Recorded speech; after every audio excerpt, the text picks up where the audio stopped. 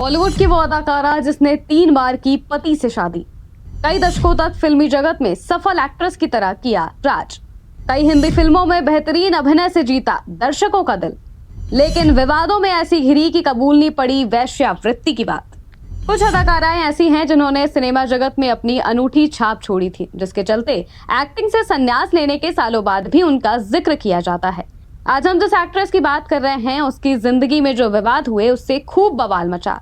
एक घटना तो इस एक्ट्रेस को कोर्ट तक ले गई, जहां वेश्यावृत्ति की बात कबूलनी पड़ी।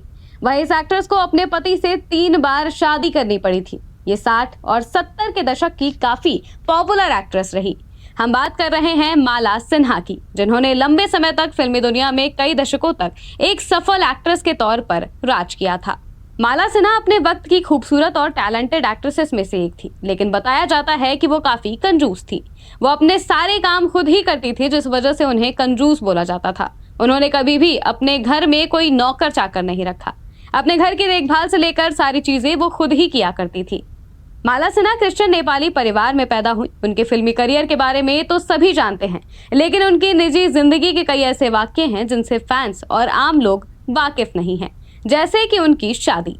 माला सिन्हा ने नेपाली एक्टर चिदंबर प्रसाद लोहानी से शादी की थी। दोनों की मुलाकात साल 1966 में नेपाली फिल्म माटी घर लेकिन शूटिंग के दौरान हुई थी। लेकिन माला ने अपने करियर की शुरुआत बेहतरीन अभिनय के लिए 60 और 70 के दशक में की थी। रिपोर्ट आज माला ने कई हिंदी फिल्मों में बेहतरीन अभिनय से दर्शकों का दिल जीता है। माला सिन्हा गुरुदत्त की प्यासा और यश चोपड़ा की धूल का फूल जैसी फिल्मों से काफी पसंद की गई। माला सिन्हा तब तक बॉलीवुड में बड़ी स्टार बन चुकी थी और उसके बाद उन्होंने नेपाली फिल्मों में कदम रखे।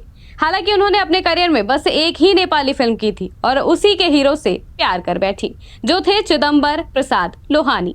माला सिन्हा और चिदंबर की शादी के लिए घर वाले राजी नहीं थे। बताया जाता है कि घर वालों ने माला सिन्हा और चिदंबर के सामने शर्त रखी कि एक तो शादी सभी रीति रिवाजों से होगी और दूसरा, माला शादी के बाद फिल्मों में काम नहीं करेंगी।